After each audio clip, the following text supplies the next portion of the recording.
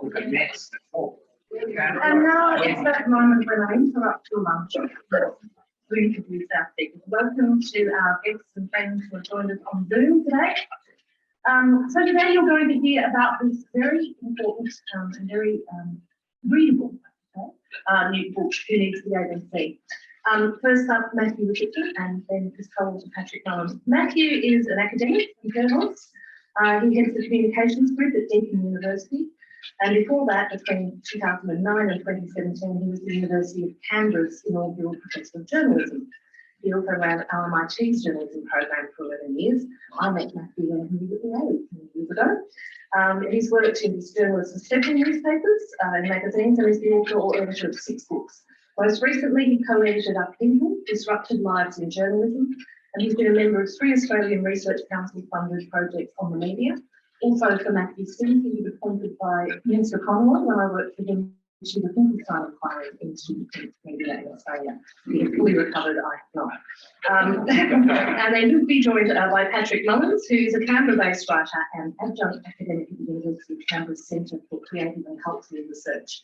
His first book, Tiberius with a Telephone, The Life and Stories of William McMahon, won the 2020 New South Wales Premier Literary Award for Non-Fiction and the 2020 National Biography Award. His second book, The Trials of Portnoy, How Penguin Brought Down Australia's Censorship System, I haven't read that, I must, was then shortlisted for the 2020 New South Wales Premier's Literary Award for Non-Fiction as well. First up, Matthew, thank you so much to both of you for joining us today. A topic that's very close to mine and a lot of your heart. Please welcome Matthew.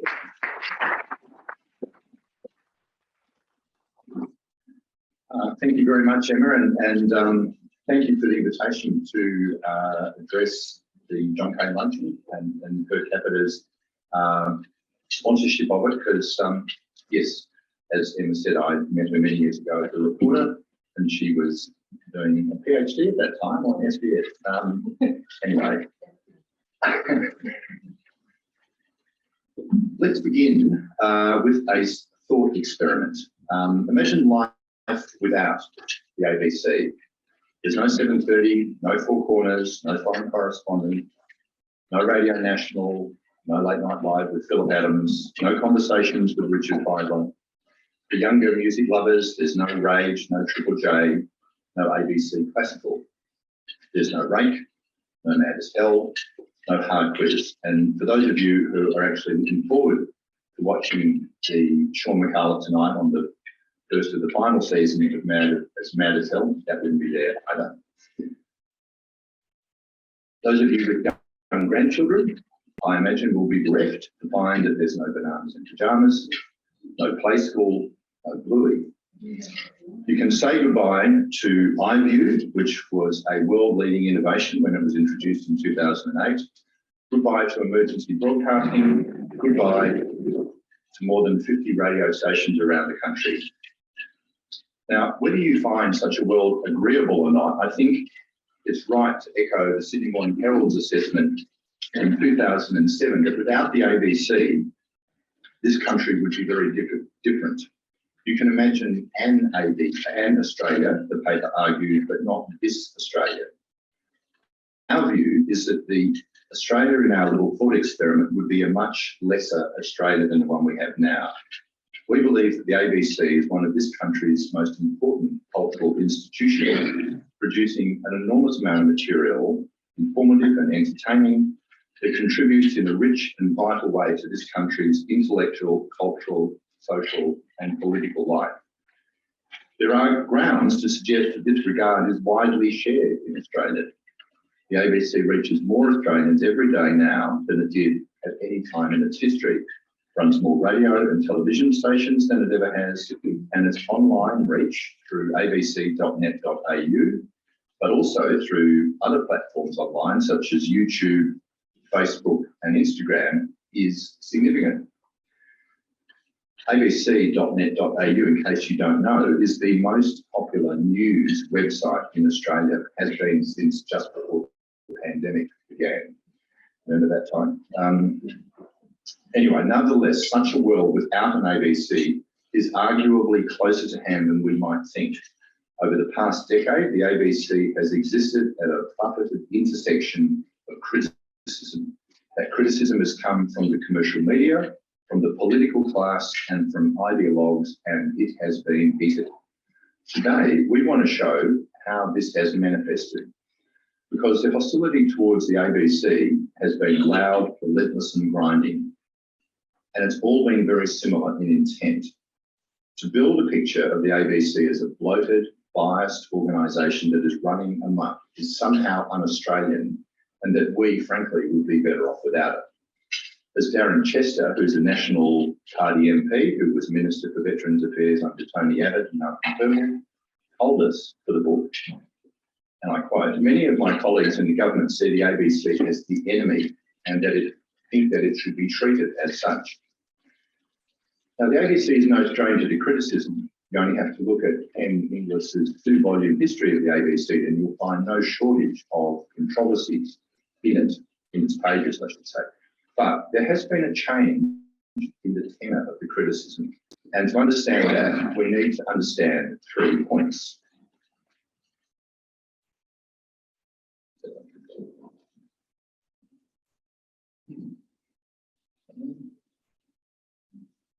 Okay, the first is the change in the media landscape in this country. If you go back to the 1990s, commercial media, particularly on television, was in its pomp, and the ABC was in its box.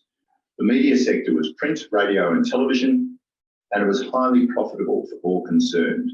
Classified ads in the Fairfax papers, for example, were the rivers of gold, so called by Rupert Murdoch, and the advertisement space elsewhere was high-priced, thousands of dollars for a single 30-second ad on commercial television. The Sydney Morning Herald and The Age newspapers made $1 million in profit each week from their weekend editions. Broadcasters like Alan Jones and John Laws were paid more than $3 million a year, and television stations made money hand over fist. There were more than 3,000 magazines in this country, 37 regional daily newspapers, and 250 suburban newspapers. The Australian Women's Weekly at that time sold more than 1 million copies per issue. The ABC, by contrast, at that time, confined its operations to television and radio, and its programs rated solidly but consistently behind the commercial competitors. It had divisions for its music, its drama, its performing arts, including until 1996 symphony orchestras and in-house facilities that enabled it to create dramas, comedies, documentaries and more on TV and radio. It ran good quality news and current affairs programs and had a laudable record of investigative journalism particularly on Four Corners. But generally speaking, at that stage, the ABC was not an agenda-setting news organisation. It followed the lead of the commercial media providers. The ABC was safe, reliable, predictable, and a little fusty, hence the nickname Auntie in those days. Now, the asteroid that altered this was the internet. Initially, in the early 2000s, news media companies made their content available for free online, in the belief that this would grow their audiences and thereby increase their attractiveness for advertisers. From today's perspective, this seems incredibly dumb, but it's worth understanding that the news business, especially newspapers, had long been a hybrid business where profits from the $1 to $4 cover price for the daily paper paled by comparison with profits earned from selling space in the newspaper to an advertiser. In the early 2000s, then, news media companies saw nothing wrong with putting their material online and making it free. But the internet undermined this model, enabling creation of standalone advertising websites to meet customers' individual needs. So by the mid-2000s, if you wanted to hunt for a house or a car or get a job, you could do that for free. Instead of purchasing a newspaper and wading through pages and pages of newsprint, you could narrow your search and quickly turn up precise information. If you were selling, meanwhile, you posted an ad to these sites for next to nothing. The new online classified advertising sites could undercut the commercial media providers' rates because they were in that business only and had none of the costs associated with gathering and distributing news, which are expensive. One half of the hybrid business model of commercial media providers collapsed. Between 2012 and 2018, advertising online went from 25% of the market to 53% of the market. And the bulk of that money that was earned from that advertising went to Google and Facebook.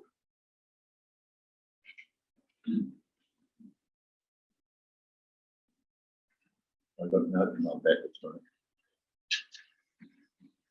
Thanks, back to it. No, get back to it. Get back to the other one. Okay, back to this one. Yeah. Okay. Now, news media companies reacted in different ways to this change.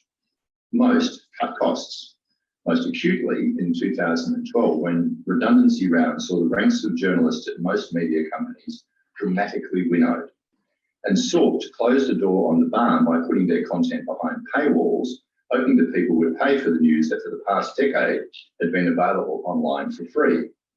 They also changed the kind of news they were producing, in a phrase, a lot more opinion, as this quote from former Labor advisor Sean Kelly shows. And basically what that's about,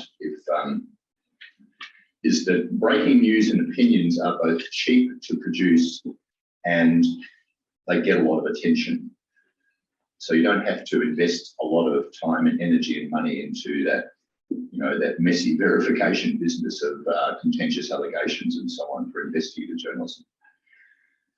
So alongside policies around syndication, this is arguably why certain commentators have become more influential in the past decade, and why arguments about the bias of media companies have become more pronounced. There is a possible self-interest when you're trying to get people to open their wallets to position your organisation as being on a certain side, appealing to a certain demographic. Okay, the scope and ambit of these attempts to make a business model, are up for debate, but there can be no denying that the internet laid waste to the existing business model for the commercial media. And that was before COVID, which has seen the closure of more than 100 regional and local newspapers, building on the 100 that had already been shut down between 2008 and 2018. And so this meant that by 2021, there were 19 news deserts in Australia. And by that, I mean 19 local government areas that had no local media coverage. The problems that affected the commercial news industry did not, however, affect the ABC in the same way. Now, you might think this is a well-developed moment, but it's government funded and it doesn't take advertising, and so it didn't have to contend with the same business model problems. And as the ABC found the internet coming onto its radar, it adapted quickly and well. It began putting material online in the 1990s, began reporting news online, creating multimedia packages. And in 2010, it launched ABC News 24, around-the-clock news coverage. Radio National embraced podcasting, and in 2008, the ABC launched iView, years ahead of the commercial networks. The ABC reshaped itself, shutting down the in-house production facilities in favour of independent producers, corporatising its symphony orchestras, and investing more resources in its news and current affairs division, particularly in investigative journalism.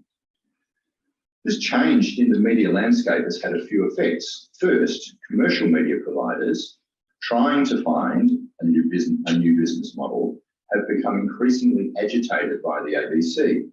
They've never been particularly happy about it, but these news media providers have been saying, how are we supposed to get people to open their wallets and subscribe for our content when the ABC is giving away its news and current affairs for free? Second, the commercial media providers have become louder in their dislike of their obligations, in particular to rural areas. Nine entertainment company chief executive Hugh Marks declared a few years ago, when he was chief executive, that his duty was to his shareholders, and that in the absence of the ability to make significant profits from broadcasts in rural and regional Australia, he believed his company shouldn't have to do so. The ABC can do that, he argued. Now, some of the issues that the commercial media sector have been grappling with have been ameliorated, at least partly. The federal government, that is the past federal government, coalition federal government, created the News Media Bargaining Code, under which the global tech giants, Google and Facebook, which have hoovered up a lot of the advertising that news media companies used to gain, as I've said, would be forced to negotiate with those news media providers for the use of their journalism. The deals struck under that code have meant that substantial funds have come into the news media companies, somewhere in the vicinity of at least 200 and maybe up to $300 million. But the antagonism towards the ABC, arising at least in part from commercial self-interest, has remained, and home to much of that antagonism has been News Corp Australia, the dominant media company in this country. I'll hand to Patrick for our review.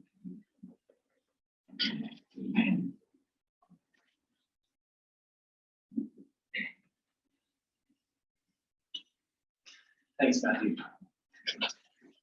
The antagonism that Matthew has talked about from the commercial media sector has joined with an antagonism and change in the political landscape in this country. It's generally said, it's often said that all governments dislike the ABC, and it's possible to see why this might be so. The ABC depends on government for its funding, but at the same time, because the ABC, because of its charter obligations, is bound to provide an independent broadcasting service that reports without fear or favour, independently and impartially. It's possible to see how government can dislike the ABC, even as it does so. So there's a tension between a government that funds the ABC and the ABC, which, recipient of that funding, needs to report on government. So we have this idea that all governments dislike the ABC. The research that Matthew and I did, however, suggests that this is a bit of a half-truth. All governments dislike the ABC, but some governments dislike it more than others. And this becomes more apparent when you compare the treatment of the ABC under successive governments over a sustained period. We chose to go from 1983 until 2022, from the election of the Hawke government to the present day. From the time the ABC became a corporation in 1983, over nearly 40 years, a 40-year period that is almost exactly divisible between Labor and Liberal Party governments. Hawke and Keating from 83 to 96, Howard 1996 to 2007, Rudd Gillard Rudd to 2013, Abbott Turnbull Morrison to 2022. At a quantifiable level, it's possible to see a very clear pattern. Historically speaking, the ABC gets more money under Labor governments, and it suffers funding cuts when a Liberal coalition government is formed. Now, the scale and the disparity of this difference has been hard to discern, in no small part because government ministers routinely trumpet how ABC funding is rising every single time. Record funding levels, record increases. We're giving more and more and more and more. You can only look back in February to see Paul Fletcher talk about this. The ABC is getting record increases.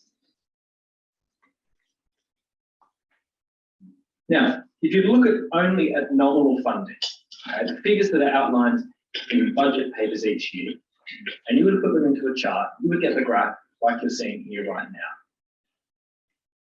And this would apparently bear out what every single government minister has claimed, that since 1983, the ABC has been the recipient of rising funding. It's always going up. They're getting $1 billion these days. If we're to consider only nominal funding, then we would think that there is no case whatsoever to answer. Michael Ward, a PhD student at the University of Sydney and a former ABC executive, compiled material, however, which showed that once inflation is taken into account, once we begin to compare funding on a real basis, we see the very distinct difference between how governments fund the ABC.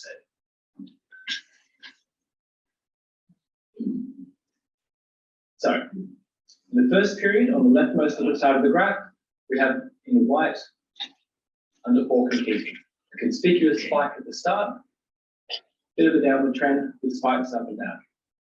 We get into the grey, into 96, we see under John Howard, ABC funding in real terms plummets. It goes back up again under Rudd Gillard Rudd, and it plummets yet again under the most recent Liberal government. You can even take this pattern back and see it in starker terms. If you were to go back to the days of the McMahon government and use its appropriation as the baseline, in real terms, we can see, again, that Labor governments increased the ABC's funding, the Liberal National Party governments decreased the ABC's funding.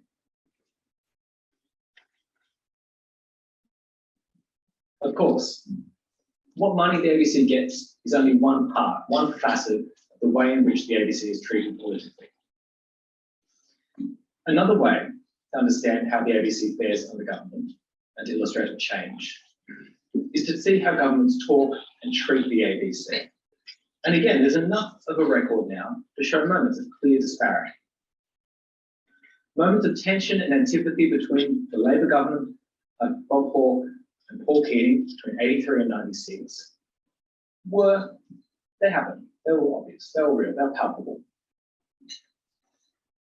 Shortly after coming to government in 1983, Four Corners broadcast a program about corruption in New South Wales under New South Wales Premier Levy Wan, and there were suggestions of retribution. Paul Keating, never backward coming forward, made it clear that he was always ready with his colour and sound. And indeed, when Four Corners reported on the business activities of Peter Abels, Bob Hawke, recipient of Abels' largesse, said, "We don't fund the ABC to do stories on Peter Abels." Some of you with very long memories will also recall that during the Gulf War, when the ABC used commentator Robert Springborg, Bob Hawke reacted with outrage. There was a furor over that. But these moments, these clear moments of tension, seem not otherwise to characterise the ABC's relationship with the government. There was tension, yes. However, as we have seen, there were funding increases for the ABC.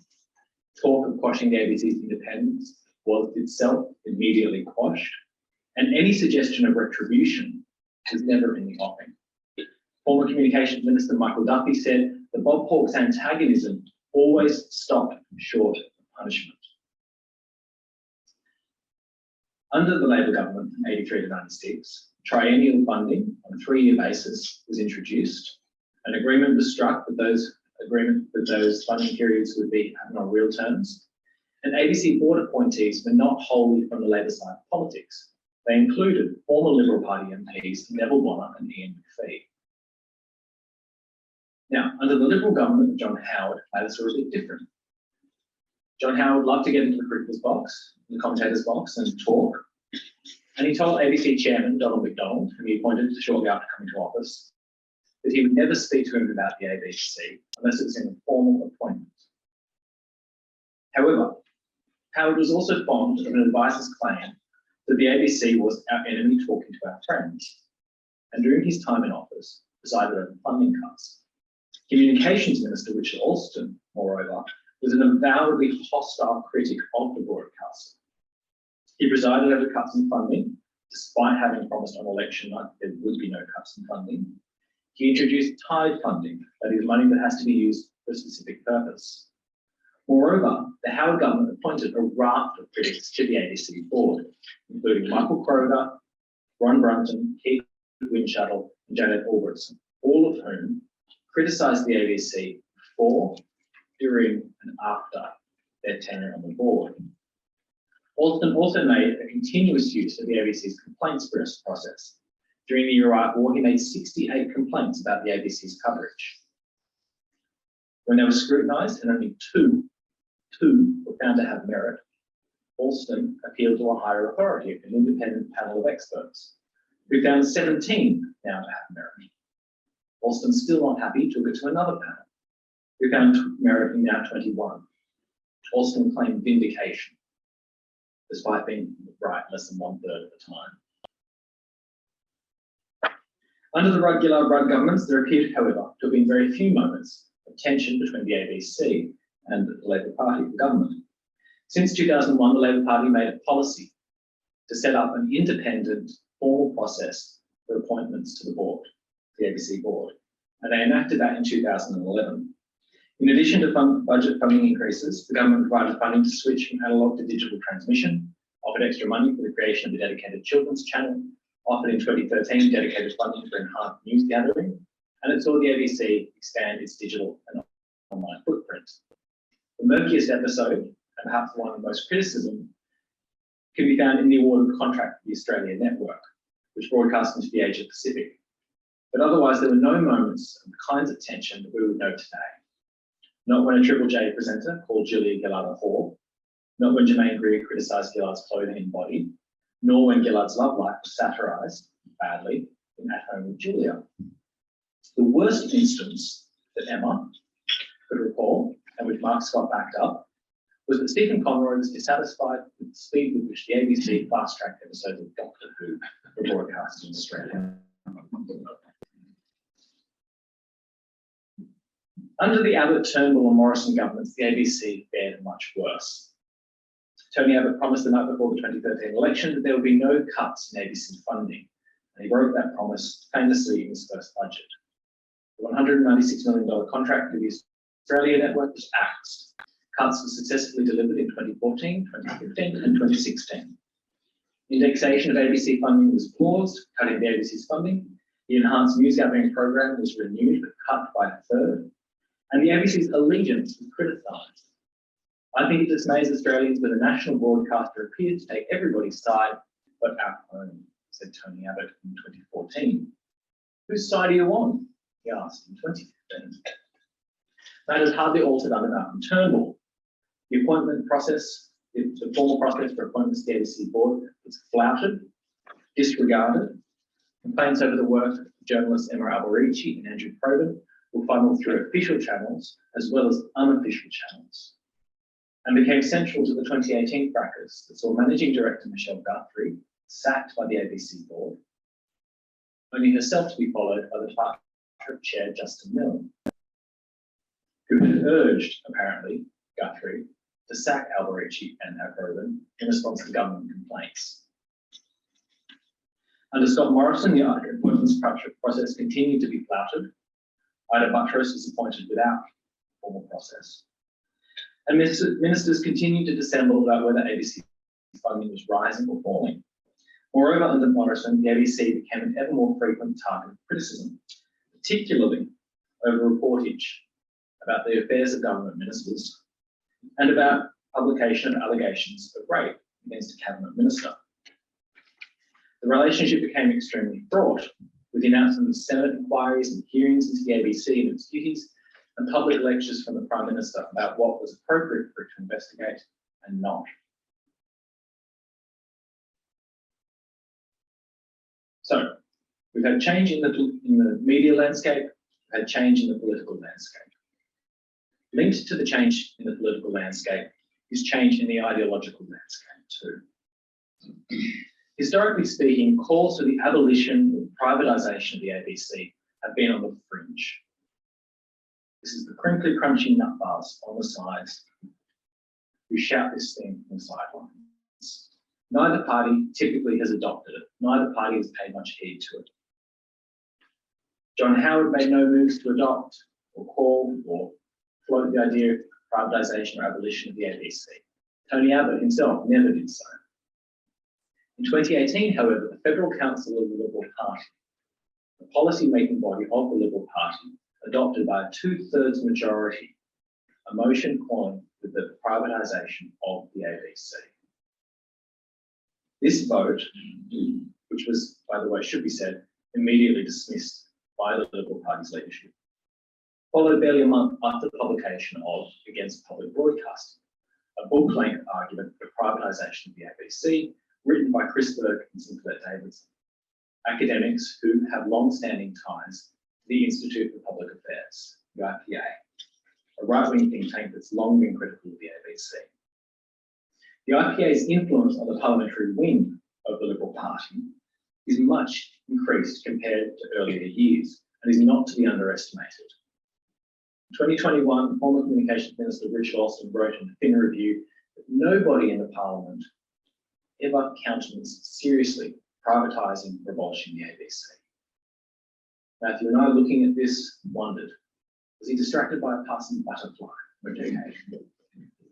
Because the number has increased. Current Victorian Senator James Paterson called for the axing of the Australian network to be followed by the privatisation of the ABC. Jim Mullins, New South Wales Senator, said in 2020 he would advocate until he died for the ABC and SBS to be smashed together and the ABC to be privatised. Queensland Senator James McGrath has called for the ABC to be privatised and Triple J in particular to be axed. The National Party, generally historically been a strong supporter of the ABC, has itself become much more tempered in its support of the ABC. Partly, no conjecture here, reflecting its move from a party base concerned more by mining interests than by agricultural interests.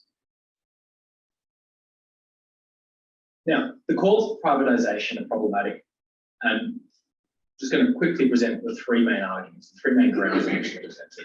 The first one is the cost. The ABC costs $1 billion a year, and we could use that money for other things. We can save ourselves a tiny bundle. Now, to you and me, $1 billion a year, yes, that's a lot of money. Absolutely, lots of money. $1 billion a year. The ABC doesn't cost $1 billion a year straight away. Just say that. That's about $800 million a year. 200 million goes on transmission costs, which until the days of the Howard government were not considered part of the ABC appropriation. Second, while $1 billion sounds like a lot of money, even if we're to grant that, it's not that much in the context of overall federal government spending. In 2020-2021 federal budget, federal government spending was $677 billion. The $1 billion the ABC received, if we're going to grant that, is 0.15% of the overall government budget. It's not that much money in comparison. Moreover, it's hard to agree that the money given to the ABC does not represent value for money. If you wanted to try and replace the ABC services, it would cost you a ton more. An Australian Institute report released earlier in this year suggested the figure would be about $41 per person in Australia for the ABC, $41 per year. Netflix will cost you, a Netflix subscription for your TV and your movies will cost you about $130 a year. A subscription to the Australian for a year will cost you in the vicinity of $400 or $500. A subscription for Spotify to get your podcasts and your music will set you back again another $130 odd. So compared to the $41, replacing the commercial providers seems a little bit more expensive. The second reason offered for why the ABC should be privatised is that it distorts the market, that it makes it harder for private companies to make money. This is the argument made by commercial media companies in the past decade, and it arguably informs their hostility toward the ABC now. But this is a complex argument, usually much oversimplified and distorted. The way in which we can understand this is to point out that commercial news media in Australia has a business model problem the ABC has nothing to do with. The problem for the news media, as Matthew's pointed out, is that advertising doesn't pay as it used to. The ABC doesn't take advertising, it's not the problem. Where the ABC affects the commercial media sector is in producing content that these companies produce with hopes of attracting paying subscribers. But when it's isolated to this question, it becomes very hard to agree that the ABC should be prevented from doing certain things solely because somebody else wants to make a buck. There's a significant public interest, for example, in journalism in this country, in having journalists, in having news reportage. In this country, journalism, as we've seen, is at risk of under-provision. If left to the commercial media sector, journalism in this country will be severely curtailed and undermined, and will suffer. For what? So the answer here is not that the ABC should not perform certain activities, it is rather that the commercial media sector needs to make content above and beyond the ABC's and makes that content distinct enough and compelling enough that it can attract paying subscribers. In other words, lift your game.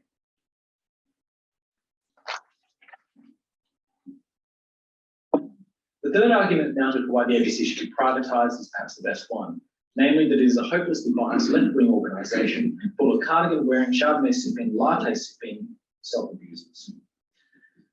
And it doesn't speak to Australians who lean to the right. This is the most often employed argument against the ABC. But this argument too has its problems. Matthew and I looked for donkeys, looked for yonks, trying to find studies that showed this bias. We were looking at rigorous studies that showed a systemic bias at the ABC, and we came up with nothing. Even the authors of Against Public Broadcasting concede that there is no study establishing systematic bias at the ABC. And there have been many studies. The ABC, moreover, commissions regular studies of its coverage and of its work, and regularly publishes them. What studies have shown is occasional bias within distinctive programs, within individual programs. And generally, however, that this bias has been slight and not of the kind that fits into a partisan binary. What findings of bias exist in ABC programs also suggest, in fact, a right-wing bias. Listeners of Ian McNamara will be aware of his many views, which former ABC Managing Director David Hill has described as old Australian working class conservatism. A study of the Country Hour in 2019 by academics Lisa Waller and Vanessa Carmen and Brian Burkett found that the program tended to portray few Indigenous peoples, and that when it did, it presented them in conflict with farmers, thereby putting forward a view that was about valorising the use of land from commercial perspectives and about improvement and commercialisation. So the bias here is not of a kind of liberal Labor bias, it's not of a left-wing, right-wing bias, different frames. Another way of coming at this argument has been to claim that the ABC is dominated by lefties out of touch with the rest of Australia. Chris Berg and Sinclair Davidson cited a study done in 2012 about voting intentions to claim that the ABC, journalists in the ABC, are 5 times more likely to vote Green than the rest of the country. Now, this was a survey on very shaky foundations. 59 of the 1,100 journalists that were working at the ABC were asked who they would vote for. Of that 59, 34 answered. Of that 34, 11 said that they would vote Green. So 11 out of 1,100. No matter. The same study also revealed, if we're going to give any kind of credit again to the sample size, that similar levels of political allegiance existed at the Fairfax papers, Nine Entertainment, as well as News Corp. Again, this is of no import whatsoever to Berg and Davidson. They routinely retailed this claim, journalists at the ABC 5 times more likely to vote Green than elsewhere. The next problem with this, though, a really basic one, I think, is that even if you were to give credit to the argument, even if you were to concede it, even if you were to somehow find this bias, the next logical step is not privatisation of the ABC. The argument doesn't make sense. It's not logical. Nonetheless, the fact that this debate goes on is a sign of how fraught an environment the ABC currently operates in. Where it leaves the ABC, as we said at the start, is at a buffeted intersection of criticism. On one hand, self-interestedly commercial, in another direction, politically motivated, and in another, ideologically fueled. This is important to understand because it's meant, the past 9 years, an institution that is highly trusted and used by Australians has contended with a constant chorus of criticism. And there is good reason to believe that this has had an effect on the ABC.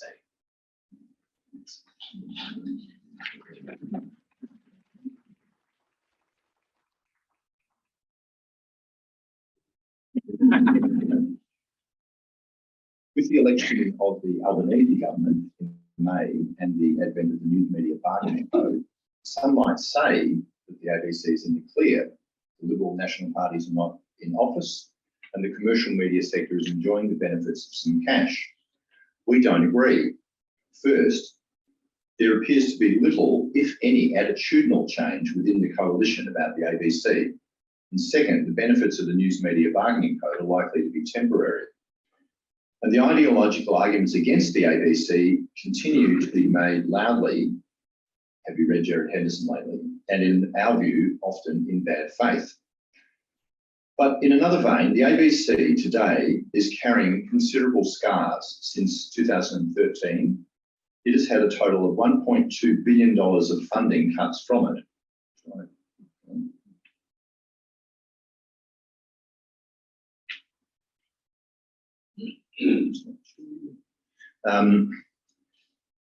which has had a significant effect on its staffing, its programming and its morale.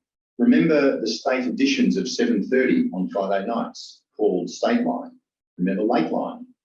The effect of those funding cuts is still reverberating. The ABC recently announced that 58 archivist roles will be made redundant. Now, archivist work is specialist. It's highly technical and requires dedicated attention and work. But the decision to place archiving work in the hands of journalists as they work belies that. It's a damaging decision made because of problems with funding.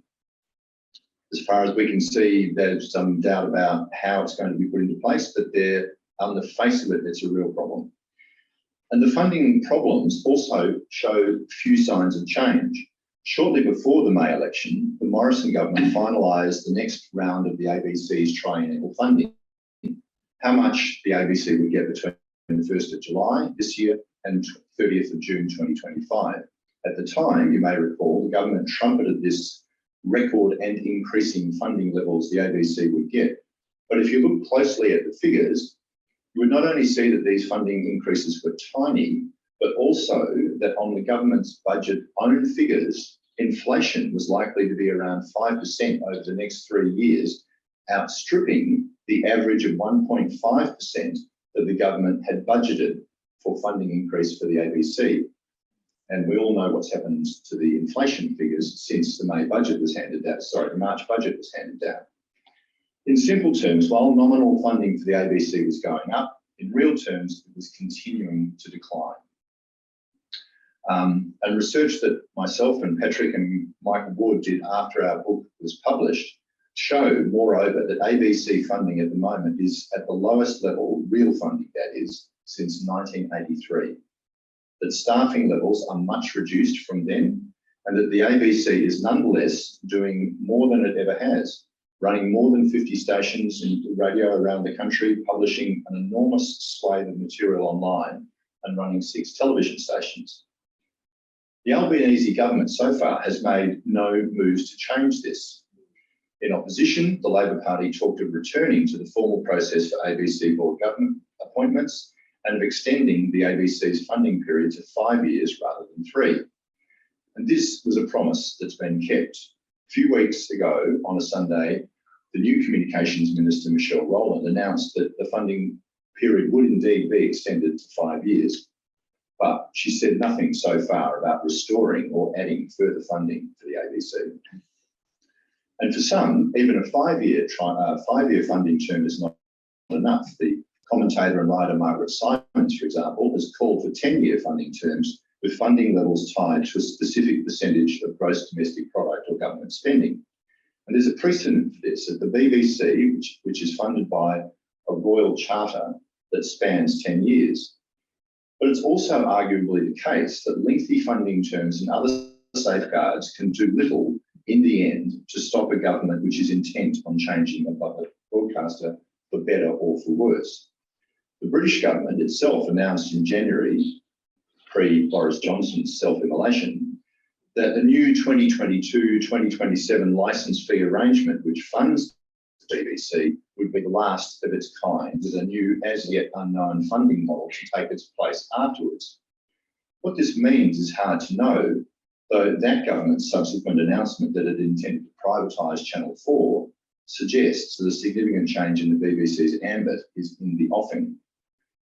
What is more necessary and more fundamental, we believe, to the ABC's future is instead a common understanding of and respect for the value that the ABC presents. On one hand, this is a call for our political representatives to lift their gaze beyond an erroneous news report or complaint that they might have been brewing, beyond, in short, their own short-term self-interest, and to recognise that they are custodians of office only, holding power for a passing time, and that they have a responsibility to pass on to their successors a country and government better off than the one they inherited. On the other hand, for us, this is a call to the Australian public to act as well. To leave the future of our national institutions to their representatives alone is a mistake.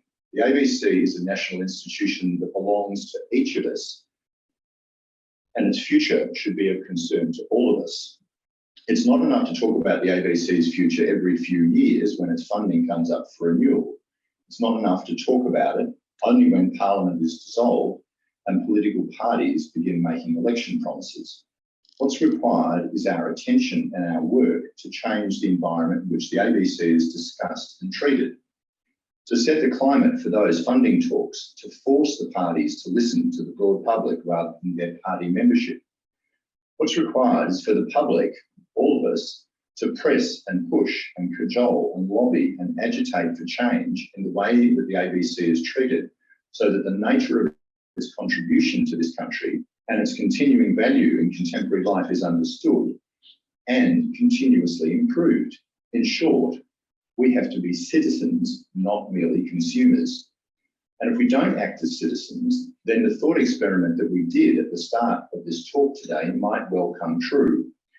Think about an Australia without the ABC. Is that the country we want? Thank you.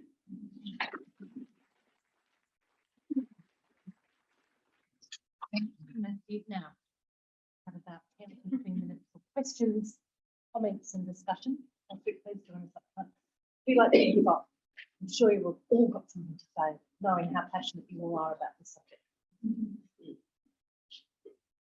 No, no, no. I can see you. I'll wait my turn because your topic is political context. Mine is legal. So I'll perhaps wait. Oh, you'll wait. Okay. Hi, I just want to know, well, where do we go from here? So what do we do? Obviously, everybody in this room will listen to the ABC. But I'm not sure what the next step is going to be. Do you have, a campaign? How do you put pressure on the federal government? Well, okay. We are humble authors. I know. We put a book out into the What you've public. done is great. Yeah. But there's Friends of the ABC. There's the ABC alumni. The former, which was created in the Fraser government years of the Razor Gang cuts, if you remember them in the late 1970s, is a voluntary community organisation dedicated to supporting and pushing for the ABC. So that's one thing. You could join them. The ABC alumni, as its name suggests, is made up of people who used to work at the ABC, who kind of make speeches, write papers, lobby, make submissions to parliamentary inquiries and so on. The difference there is that they are a kind of informed, knowledgeable group. They are worth following and supporting and kind of pushing out further some of the things that they do and write. Like they did an excellent short video. I think it's about 4 minutes, a few minutes only long. I was trying to think the technical term, but shitbagging I think will do. The IPA's latest argument about the ABC. And Jonathan Holmes, former presenter of Media Watch, just went through that with a dose of salt and it showed how much rubbish it was. So pushing those kinds of things out, I think, would be really valuable. Thank you. Sure. Could I ask, please, if you feel in Australia journalism has been affected by the false news in a way that's particularly happening in America, which is closed down regional newspapers and causing terrific havoc. Can you see that will also be a big argument that we're going to have to face as a public, that people will be finding fault with whether the news is true or not? Okay, so the question for the benefit of the people listening and watching in on Zoom was about the threat of fake news, and whether how real is that threat here, if I understand you, and what might be done about it. Yeah. Okay, short answer is the threat is real, and second answer, I'm not quite sure what to do about it because it's a huge problem. It really is. It's something that transcends right across the media, whether the commercial media or the ABC or SBS or whatever. I would hope, and Patrick might have a view on this as well, but I would hope that now that at least some sanity has been restored to the federal parliament, but that, you know, that old line of the former Prime Minister Paul Keating, you change the government, you change the, you know, the nature of the discussion in the country, you would hope that there would be some of that. But I would also suggest there's two elements within the news media industry itself.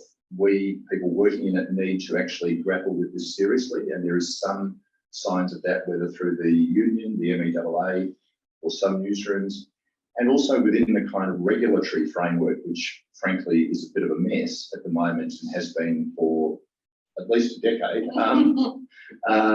You know, some serious attention needs to be paid to that. And I don't know if you want to add anything to that. You don't want to add anything to that? Okay. What role would be, I mean, we all love the ABC. What role would there be for some commercialisation like we've seen with SBS? Okay, the question is about, everybody loves the ABC as it is, but what could it be, there be any element of commercialisation? And I would argue, and I think Patrick would argue, that no, that's not a good idea. I mean, I'm not saying SBS is a bad network. They do a lot of terrific stuff. But I think there's also evidence that by dint of bringing in some commercial advertising, one of the things that's done is that it means that SBS's ability to lobby or campaign for any additional funding falls on deaf ears with the government. They just say, you're fine, you've got advertising. Don't worry, just go get some more advertising money, you'll be fine. So you kind of open that door, and government will just see it as a way to push you further out through that door. That would be my thought on that. It's interesting, with the advertising on the SBS has actually changed since it was originally introduced. It was very particular, but now Okay, yeah, good point. Yes. Indeed, yes, I could go on about that, but I won't. Any role for the state governments? Yeah. So, all right. My question is about whether there is any role or should be any role for state governments. That's a good question. I hadn't thought of that, to be honest. There's no doubt that there could be. Might we take a leaf out of the kind of success of the National Cabinet and see that some better links between state and federal might be of benefit overall? I mean, the ABC benefits Victorians as much as it benefits South Australians, Tasmanians, and so on. So I haven't heard that idea, but I don't think it's a bad idea. You do, that's fine. I think it'd be very tricky under the charter, very tricky. Is Because you'd that? be getting, you know, Queensland putting in money, well, we want more regional content. How does the ABC manage that within its, you know, chartered obligations? That's a very interesting I think question. that's good. I want to support that idea. Not a criticism of the ABC about politics or whatever, but a criticism of the ABC about being Sydney Oh, centric. yeah. And I think absolutely we've got to try and push the ABC back to the states. You mentioned before about the Friday nights, state-wise. That sort of stuff is important to people, and it's like the regional radio as well. You know, the more decentralisation of the ABC, the better.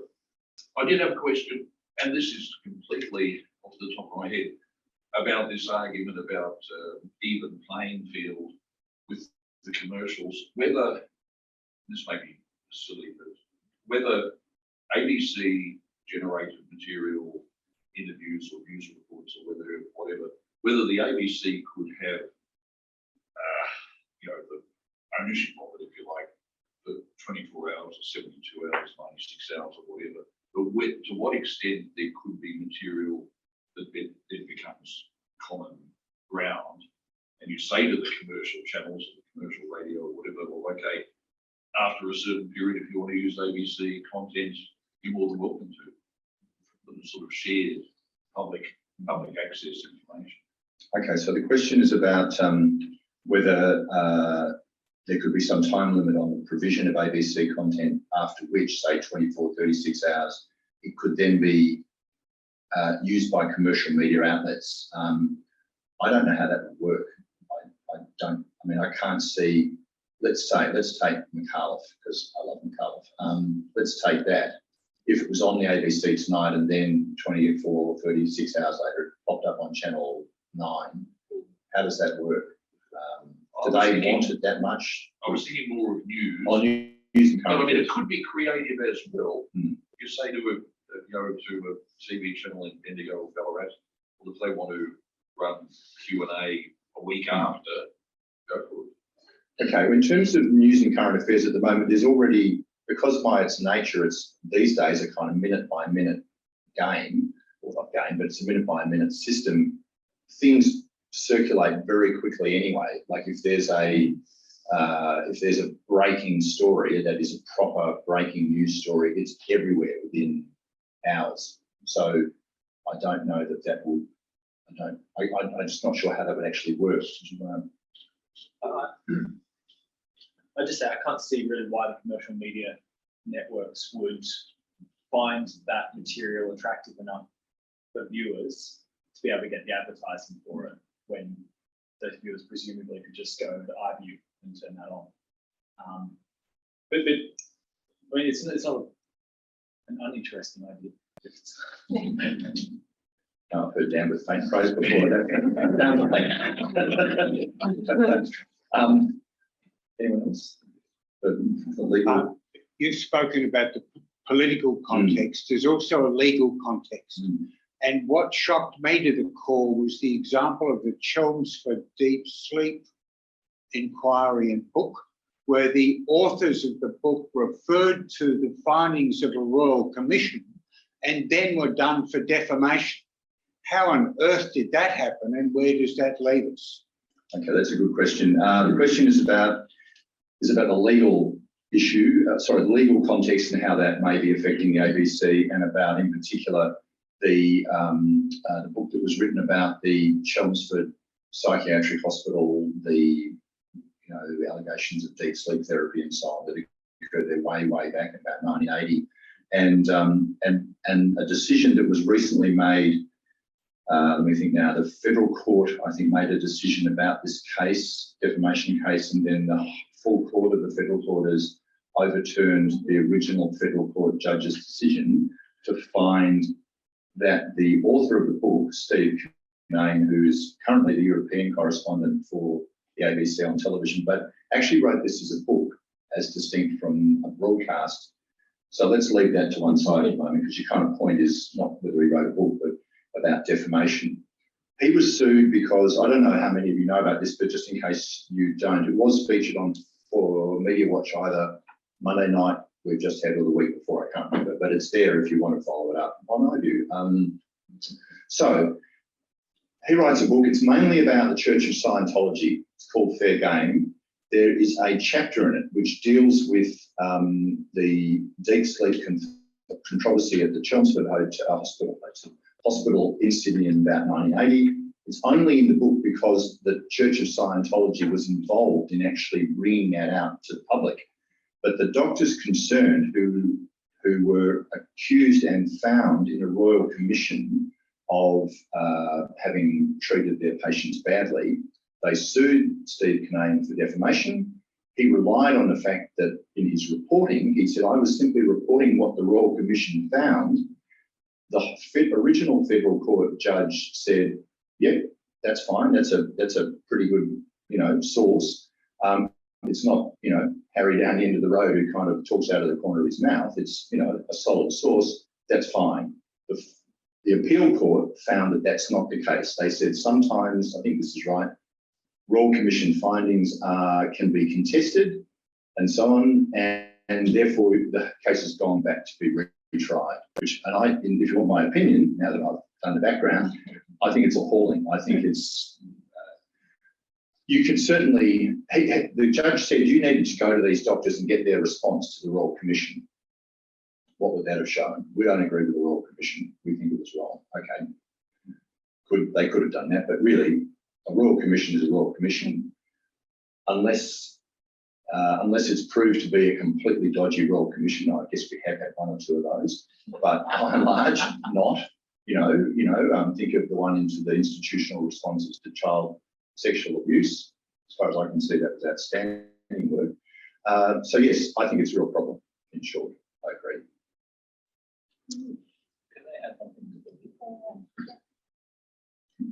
Just your point about legal and ABC just reminds me of another thing. The ABC has obviously come in for a lot of criticism in recent years over some of the controversies and legal actions that have arisen out of its operations. And the legal costs that the ABC has sustained is often seized upon by its critics. You know, you've had to go to outside counsel, you've got 13, 14 lawyers in the side. What are they doing? You know, that kind of thing.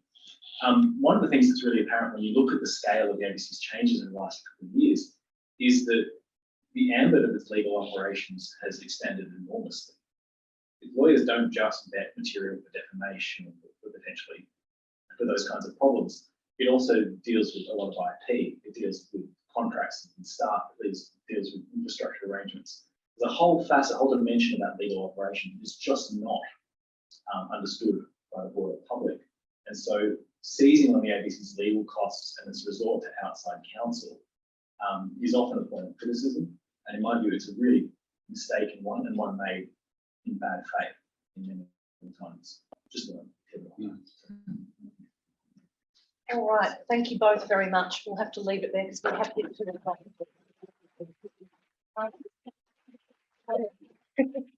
Thank you, everyone. A topic that I personally could talk about all afternoon. I bit my tongue out. It was fascinating, and it really is a terrific book. I do encourage you to check it out. You can buy a copy today if you would like to. It is a very informative, well-researched, and as I said earlier, readable study of our national broadcaster. So thank you both very much for coming along today. Thank you. Thank you all for joining us. And next month we will be joined by Daniel Molino MP, who has this book coming out on the 16th of August, Safety Net: The Future of Welfare in Australia. An endorsement from me on the back side of British. Daniel will be appearing with us the day after his book comes out. Again, we'll have some for sale here. It is a really fascinating, and Daniel has a PhD in macroeconomics from Yale, so not a small brain, but it again is a very well researched and quite readable study around the history of welfare and how it could be improved and made fit for purpose in the 21st century. It will cause some controversy, but it's a very well thought out study, and I'm looking forward to welcoming Daniel here next month on the 17th of August when we meet again. So we'll see you all then. Thank you again for coming today. Lovely to see you. Go well. Thank you.